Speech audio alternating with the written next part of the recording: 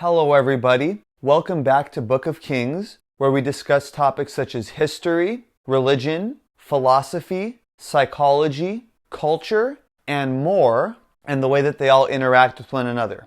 Don't forget to like, leave a comment, subscribe, and hit the bell icon to receive a notification every time I release a new video. Hope you enjoy. Of all the great powers that have dominated the region of the Eurasian Steppe, there is none whose name is more synonymous with the region than the Mongols. In a short period of time, they would unite the fractured eastern steppe and then spread outward into neighboring regions at an unprecedented rate, conquering major civilization centers in China and the Islamic world, creating the largest landlocked empire in history and the second largest empire of all time, second only to the British Empire. This immense empire would not remain united forever, as it would be plagued by internal division and civil war, ultimately leading to the fragmentation of the Khanate. Following a Kurultai, which would select Kublai Khan as the successor to the previous Khan, Mongol, Kublai's brother, Arek-Bokay, would hold an alternate Kurultai, which would select him as Khan. This would lead to the outbreak of civil war within the Khanate between Kublai and Arek-Bokay in 1260. For reference, a Kurultai was a traditional Mongol gathering responsible for selecting the next Khan. Simultaneously, Hulagu, the ruler of the Middle Eastern portion of the empire, would come into conflict with Berke, who ruled over the southern Russian portions of the empire and was a convert to Islam, due to factors such as Hulagu's massacre of Muslims during the siege of Baghdad. Berke would support the forces of the Mamluk Sultanate of Egypt, which had beat back Mongol advances throughout the rest of the Muslim world. Additionally, Hulagu and Berke would take sides within the civil war between Kublai and Arek-Bokay, with Hulagu throwing his support behind his brother Kublai and Berke throwing his support behind Arek-Bokay, sowing further division within the Mongol Empire. Kublai would ultimately prove victorious against Arek-Bokay in 1264, however he would soon come into conflict with his nephew Kaidu, grandson of Ogedei Khan, in 1268, further fragmenting the empire. The proclamation by Kublai of the Chinese imperial Yuan dynasty in 1271 would further exacerbate the division of the Khanate, ultimately resulting in its fracture into 4 different Khanates, with Kublai's Yuan dynasty ruling over China, Korea, and Mongolia proper, the Central Asian portion of the Khanate falling under the dominion of the descendants of Genghis' son Chagatai, with this domain being dubbed the Chagatai Khanate, southwestern Russia, Ukraine, and parts of Kazakhstan becoming the Golden Horde, ruled by the descendants of Genghis' son Jochi, and the Middle Eastern portions of the Khanate becoming a part of the Il Khanate, begun under the reign of Hulagu. The rival Khanates would eventually accept the supremacy of the Yuan dynasty in 1304, however this was largely in name only, with the various Khanates continuing to develop separately and functioning as independent states. The Mongols of the various Khanates would come to accept the culture and religious beliefs of the people they conquered, with Kublai and many of the Yuan dynasty accepting Tibetan Buddhism and patronizing traditional Chinese Confucian culture, the Ilkhanids accepting Islam and adopting the Persian language, the Golden Horde accepting Islam despite not initially ruling over a Muslim-majority population and adopting the language and culture of the native Kipchak and Kuman Turkic population, assimilating into their society, forming the Tatar people, and the Chagatai Khanate accepting Islam and adopting the Karluk Turkic language as well as the Persian language as a lingua franca. The Mongols would be absorbed and assimilated into the general population of the 3 Khanates of the Chagatai, Il Khanate, and the Golden Horde, and the Yuan dynasty would be overthrown in China by the native Han Chinese Ming dynasty, pushing the Yuan into a rump state in Mongolia proper, referred to by historians as the Northern Yuan dynasty. It was during the Northern Yuan dynasty that Tibetan Buddhism would become firmly established in Mongol society, as most ordinary Mongols had previously continued to follow their native Tengrism, despite Yuan emperors adopting Tibetan Buddhism. The Northern Yuan dynasty would rule the Mongolian steppe from the 1300s to the 1600s, however the latter years of the dynasty would be marked by power struggles between the Eastern Halka Mongols and the Western Oirat Mongols. The northern Yuan dynasty would fall to the rising power that was the Jurchens, newly renamed the Manchus, originating in the Manchuria region of what is today northeastern China, who would establish the Qing dynasty in China.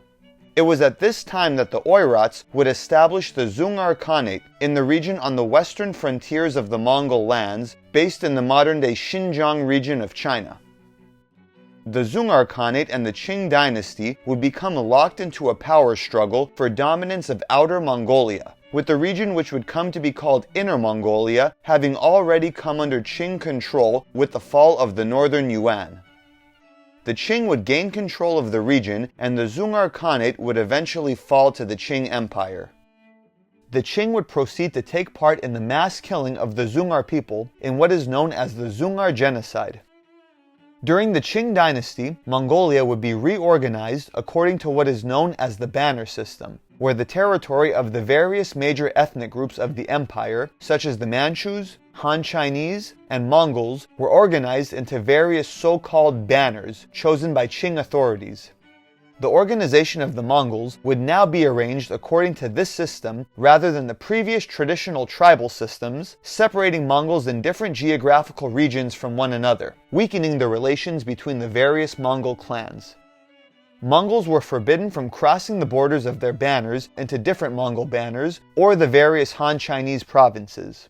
This would maintain Qing control and prevent the formation of a unified Khanate.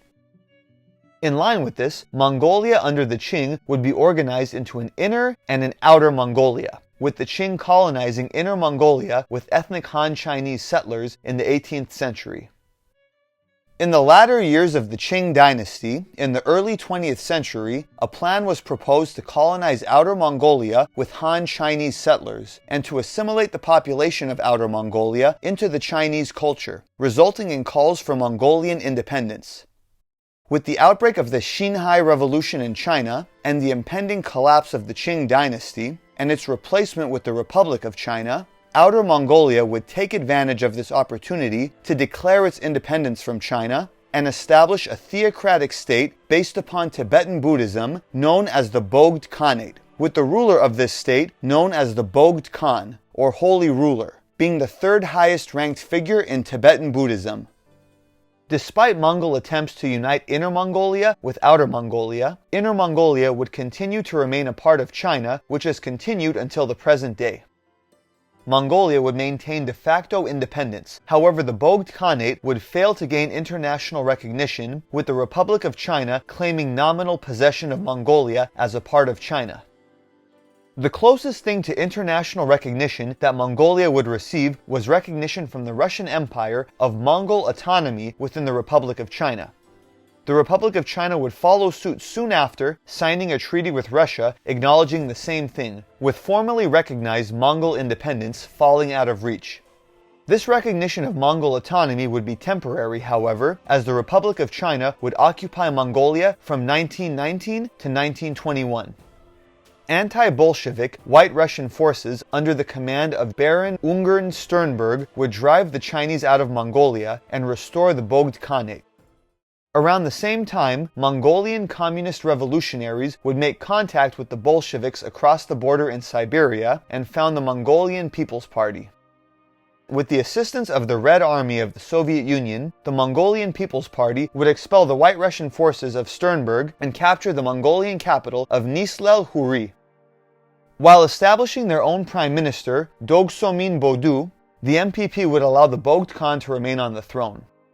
Upon the death of the Bogd Khan in 1924, they would forbid a successor to be chosen, and the Mongolian People's Party would declare a quote-unquote non-capitalist path of development, declare itself the Mongolian People's Revolutionary Party, join the Comintern, or Communist International Organization, and establish a new constitution founding the Mongolian People's Republic, renaming the capital Ulaanbaatar, or Red Hero. Just as the Bogd Khanate before it, the Mongolian People's Republic would initially remain without international recognition. However, this would change in 1945 when the Soviet Union would use leverage, such as the return of Inner Mongolia and Manchuria to China after being seized from the Japanese by the Soviets and Mongolia during World War II, to pressure China into accepting the independence of Outer Mongolia, and after the 1945 Mongolian independence referendum, Mongolia would formally gain independence. However, the Mongolian People's Republic would in effect remain a satellite state of the Soviet Union. Following the victory of the communist forces of Mao Zedong in the Chinese Civil War, the overthrow of the Republic of China in mainland China, and the proclamation of the People's Republic of China, Mongolia would transfer its recognition from the Republic of China to the People's Republic of China as the legitimate government of China. The People's Republic of China would recognize Mongolian independence soon after. However, this would cement the separation of Inner Mongolia from the official Mongolian state in Outer Mongolia, with Inner Mongolia remaining a part of the People's Republic of China to this day. In response to Mongolian recognition of the People's Republic of China, the remnants of the Republic of China, based in their remaining stronghold of Taiwan, would withdraw their recognition of Mongolia and re-establish their claim to the country, along with their claim to mainland China.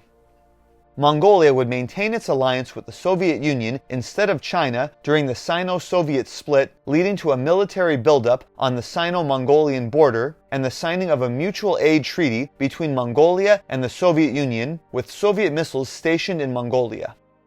The Mongolian People's Republic's position as an orthodox Marxist-Leninist Soviet satellite state under the rule of the Mongolian People's Revolutionary Party would continue into the late 20th century. However, things would begin to change in the late 1980s with the Soviet reforms of Premier Mikhail Gorbachev, which would lead to a restructuring of the centrally planned economy and increased openness by political leaders. Mongolia would follow suit, implementing the same policies.